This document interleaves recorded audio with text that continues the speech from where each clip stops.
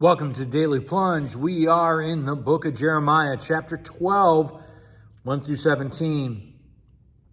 And Jeremiah says, Lord, you're always righteous. You always have a right relationship with us, with your creation.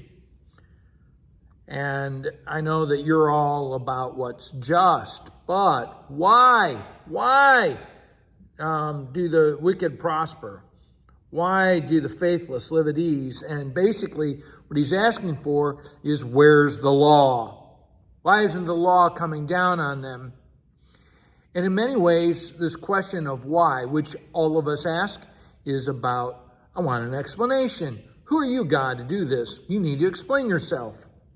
And what we're really asking for is a theodicy. We want an explanation for why there's evil and suffering in the world. And because it doesn't seem like God is acting the way we expect him to. And in many ways, this question of why is going to God with the law, that God needs to operate based on the law. And, the question of how long in verse 4, again, when is the law, when is the rule going to be enforced? And the Lord responds, if you've raced with men on foot, and you're worn out, what are you going to do when you have to race against horses? If you stumble in a safe country, how are you going to manage in a thicket?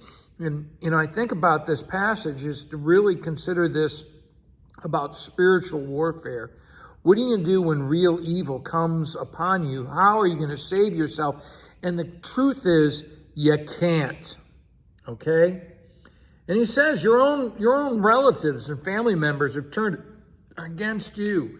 Don't trust them. You think you're looking on the surface and they're stabbing you in the back.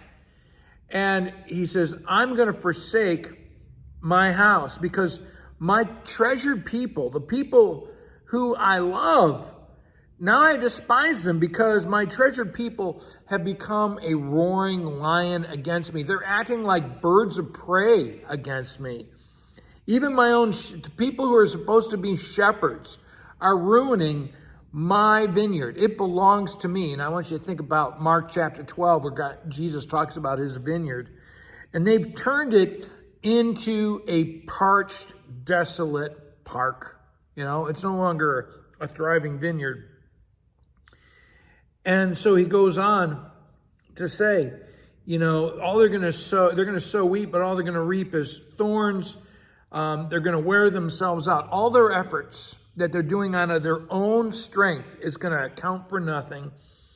And they're just going to bring about a harvest of shame because they're working against God. And I think that's a really important understanding for Christians is don't go working against God. As Christians, we're called to walk with God to work with God. And then the Lord comes back. Jeremiah is asking for reasons. He's asking why. He's asking for the law. And God comes back and says, I'm going to uproot all of those who oppose my people, and I'm going to uproot even my own people.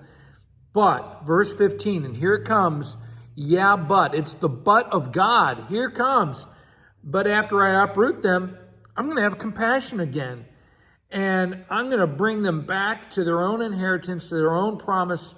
And if they would walk in my ways and swear by my name, even though they once taught Baal, even once they worshiped the false god, I'm going to restore them. And so there it is. Even though we are condemned under the law, God keeps coming after us with his promise. Well, thanks, friends. Have a blessed day.